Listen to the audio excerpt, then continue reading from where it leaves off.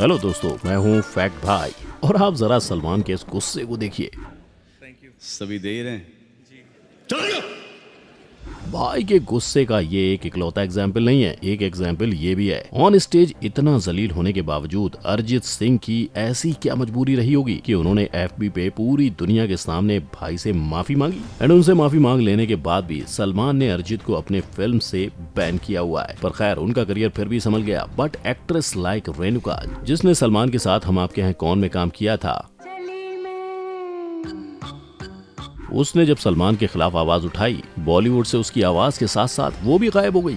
Yes, उसका career भी वैसे ही क्रैश हो गया जैसे विवेक ओबराय और पुलकित सम्राट का हो गया था। एंड सिर्फ यही नहीं, इनके अलावा लिस्ट में कई सारे और भी नाम शामिल हैं जो सलमान से पंगा लेके आज पछता रहे हैं। अब वो कौन है एंड उनकी क्या गलतियां थी, जानने के लिए let's begin our video. Number 1, विवेक ओबराय। अब आप बताओ, अगर कोई आपकी बंदी के साथ नजदीकियां बढ़ाए तो आप क्या करोगे? उसको कॉल पे कॉल करके कुछ गालियां बकोगे और अंत में मारने की धमकी, राइट? बस सलमान भाई ने भी तो वही किया।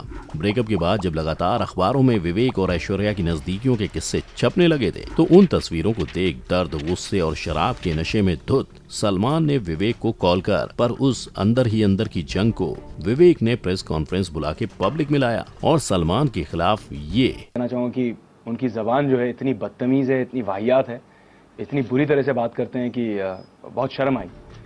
एंड ये सभी औरतों के बारे में, इंक्लूडिंग जो मेरी मंगेतर थी गुरप्रीत, उनके बारे में बहुत गंदी, बहुत ही डेरोगेटरी, बहुत ही डिमीनिंग, बहुत चीप बातें की। स्टेटमेंट देकर उन्होंने अपने जीवन की सबसे बड़ी भूल कर दी, क्योंकि जैसे ही उन्होंने ये कहा कि उनको सलमान की तरफ से 41 बार धमकी भरे कॉल्स आए थे, वैसे ही उनको फिल्म इंडस्ट्री से कॉल आने बंद हो गए। एंड प्रेस कॉन्फ्रेंस के साथ साथ उनका करियर भी वहीं के वहीं खत्म होकर डूब गया, क्योंकि जैसे ही उन्होंने ये कहा कि उनको सलमान की तरफ से 41 बार धमकी भरे कॉल्स आए थे, वैसे ही उनको फिल्म इंडस्ट्री से कॉल आने बंद हो गए। एंड प्रेस कॉन्फ्रेंस के साथ साथ उनका करियर भी वहीं के वहीं खत्म होकर डूब गया। नंबर 2, अनुराग कश्यप।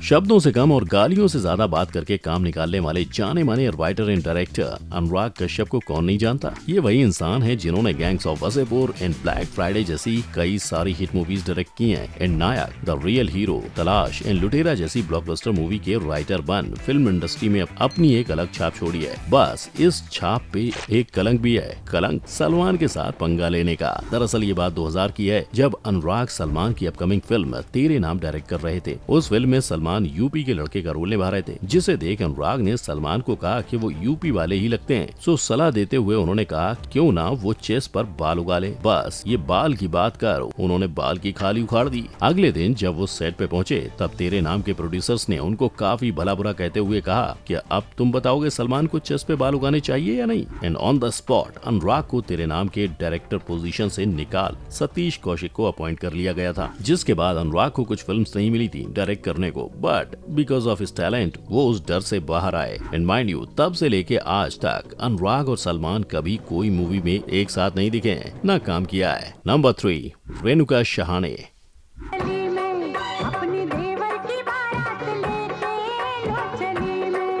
देवर की बारात नहीं, देवर के ब्लैक बक केस को पब्लिक तक लेके चली गई पूजा चौधरी यानी रेणुका शहाणे। दरअसल जब कोर्ट ने सलमान को ब्लैक बक केस में बेल ग्रांट की थी, तब उसके खिलाफ बोलने के लिए बॉलीवुड के किसी भी सेलिब्रिटी ने कोई आवाज नहीं उठाई। पूरा फिल्म इंडस्ट्री ने अपना मौन बनाए रखा। एंड उस मौन से चीरती हुई आवाज निकली रेणुका की। उसने सिंपली अपने एफबी पर पोस्ट डाला कि 1998 में हुए उस हादसे में सिर्फ सलमान अकेले नहीं, बल्कि सैफ अली खान, अमृता सिंह, तब्बू एंड सोनाली बेंद्रे भी शामिल थे। और उसके बाद उन्होंने सलमान और कोर्ट के फैसले पर भी कई सारे सवाल उठाए।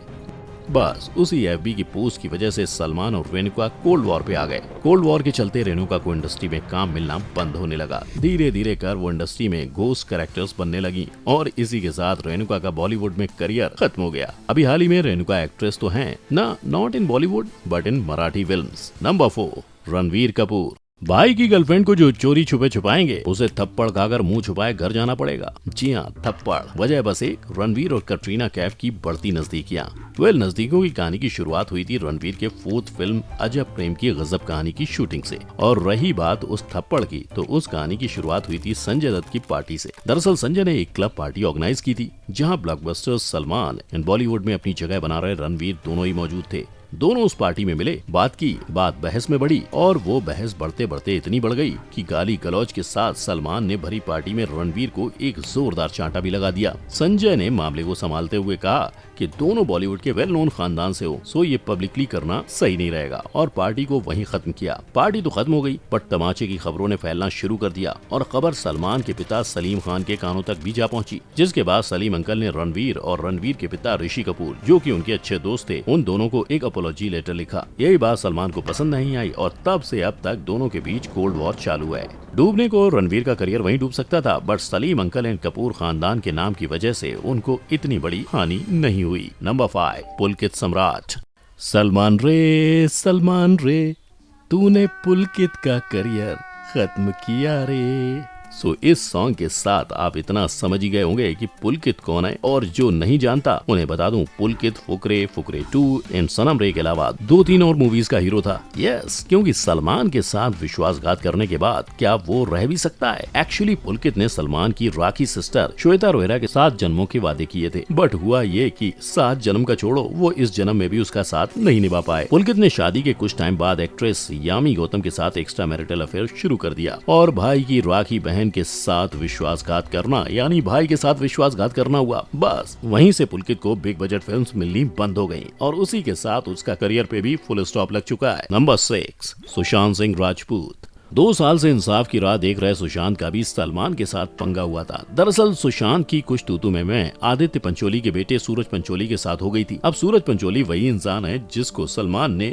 बॉलीवुड में लॉन्च किया हुआ है। सो बस सूरज के सपोर्ट में सलमान ने सुशांत के साथ पंगा ले लिया एंड उसका प्रभाव पड़ा सुशांत सिंह राजपूत के करियर पर। छिछोरे के बाद सुशांत ने 6 फिल्म साइन की, बट 6 महीनों के बाद ही उनसे सारे के सारे कॉन्ट्रैक्ट वापस ले लिए गए। पर इतना काफी नहीं था। सुशांत की फिल्म ड्राइव, जो पहले सिनेमा के पर्दे पर लॉन्च होने वाली थी, वो अचानक से नेटफ्लिक्स के OTT प्लेटफॉर्म पर लॉन्च हो गई। अब यहाँ हुआ क्या कि नेटफ्लिक्स पे सिर्फ कुछ लिमिटेड ऑडियंस ही मौजूद होते हैं। सो जो फिल्म बड़े पर्दे पे एक ब्लॉकबस्टर हिट बन सकती थी, वो छोटे पर्दे पर रिलीज होने की वजह से फ्लॉप साबित हो गई। और जब इन सब के विषय पर सलमान को पूछा गया, तब उन्होंने बस इतना कहा कि कौन है सुशांत सिंह राजपूत, मैं सुशांत सिंह के साथ कोई फिल्म क्यों करूंगा, ये कहना है बॉलीवुड के दबंग सलमान खान का। अब इस सब के बाद सुशांत डिप्रेशन में जा चुके थे, जिसके बाद उन्होंने सुसाइड कर ली। बट अब वो सुसाइड थी या कोई मर्डर, ये कोई नहीं जानता।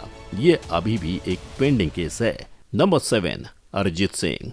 तेज बारिश और गाड़ियों भरी सड़कों पे इस सीन को रिक्रिएट करना आज भी कई सारे कपल्स की फैंटेसी है, और उनके इस फैंटेसी को जन्म दिया है अरिजीत सिंह एंड उनके सोलफुल सॉन्ग तुम ही होने। पर ये वही सॉन्ग है जिसने एक और चीज को जन्म दिया है, सलमान अरिजीत कंट्रोवर्सी। बात 2014 की है, जब थके हारे और कंटिन्यूस बिना सोए काम करने के बाद महेश भट्ट के कहने पर अरिजीत सिंह ने ना चाहते हुए भी star gold award function attend किया था। उस इवेंट को सलमान होस्ट कर रहे थे, और जब सलमान ने अपनी होस्टिंग करते हुए अरिजीत को तुम ही हो के बेस्ट सिंगर अवार्ड को रिसीव करने के लिए स्टेज पे बुलाया, तभी नोटिस्ड अरिजीत की आंख लग चुकी थी। सो अरिजीत के स्टेज पे आते ही उन्होंने पूछा, जिसका जवाब देते हुए अरिजीत ने कहा, आप लोगों ने सुला दिया यार तब से। बस यहीं से बगावत की चिंगारी लग गई और अरिजीत का मजाक बनाते हुए ऑन स्टेज उन्होंने गाना गाना शुरू कर दिया। पूरी दुनिया और पूरी फिल्म इंडस्ट्री के सामने जलील होने के बावजूद अरिजीत ने बस थैंक यू बोला एंड वो उतर गए। बट जब बेस्ट सिंगर के बाद बेस्ट लिरिक राइटर का अवार्ड भी The Renault Star Guild Award for Best Lyrics is मिथुन कौन और है? तुम ही हो के लिरिक्स राइटर मिथुन शर्मा को मिला, तब बात बिगड़ गई, क्योंकि मिथुन ने अरिजीत को सपोर्ट देते हुए 3 स्टेटमेंट बोले। फर्स्ट, तुम्हियों ने लोगों को सुलाया नहीं है पर जगाया है। सेकेंड अरिजीत ने बहुत सब्र से गाया है and that patience was the need of the hour in today's music industry. And third, आप लोग 6 घंटा बिठा के रखते तभी ऐसा होता है। और इसके बाद सलमान ने सारी लाज शर्म और दुनिया को बुला के ऑन स्टेज चिल्लाते हुए कहा, मैं नहीं डरा सर। जिसके जवाब में इज्जत बचाते हुए मिथुन ने बस इतना ही कहा। बट मिथुन का ये स्टेटमेंट भाई को इंसल्ट लगा और उन्होंने एक एक कर अपने सारे अपकमिंग फिल्म्स में से अरिजीत के सॉन्ग्स निकालने शुरू कर दिए और उनके करियर पे फुल स्टॉप लगाने की शुरुआत कर दी। और जब इस विषय पर अरिजीत को पता चला, तब उन्होंने सलमान से काफी दफा माफी मांगने की कोशिश की, बट सलमान ने एक ना सुनी। फिर जब कोई और रास्ता ना दिखा, तब अरिजीत ने एक लास्ट अपोलॉजी मैसेज लिखा और FB पे पोस्ट कर दिया। बट उस इमोशनल मैसेज के बाद भी सलमान का दिल नहीं पिघला और उन्होंने बस अरिजीत को अपनी फिल्म्स में बैन कर उसे इग्नोर कर दिया। पर अरिजीत की टैलेंटेड आवाज इग्नोरेंस की हकदार तो नहीं थी, थोड़ा स्ट्रगल करना पड़ा, बट आज वो आवाज और अरिजीत कहाँ है, आप और मैं दोनों ही जानते हैं। अब इस सब के बाद हमें बस इतना ही पता चलता है कि सलमान की वजह से सबके करियर को कहीं ना कहीं ठोकरें लगी हैं। बस फर्क इतना है कि कुछ लोग संभल गए और कुछ लोग इस इंडस्ट्री से गायब होके भुला ही दिए गए। एंड रिसेंटली इफ देखा जाए तो सलमान का पंगा अर्जुन कपूर के साथ भी चल रहा है because of Malaika's divorce with Arbaaz Khan. तो क्या अगला नंबर उसका होगा? एंड अगर उसका नहीं तो आपके हिसाब से कौन होगा सलमान का अगला शिकार? बताएं मुझे कमेंट सेक्शन में एंड वीडियो को लाइक, शेयर और चैनल को सब्सक्राइब करना मत भूलना। हम फिर मिलेंगे, तब तक के लिए जय हिंद।